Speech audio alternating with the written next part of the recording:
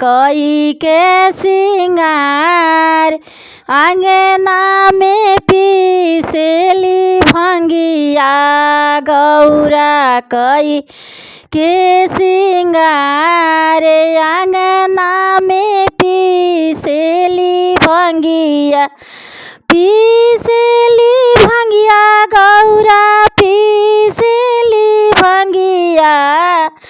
आंगना में कई के सिंगार पीसेली भंगिया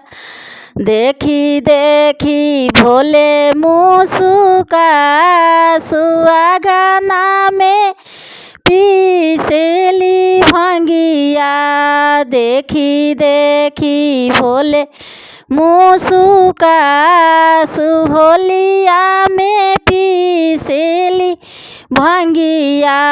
गौरा कई के सिंगार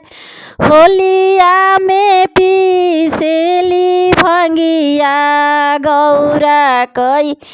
के सिंगार होलिया में पीसेली भंगिया।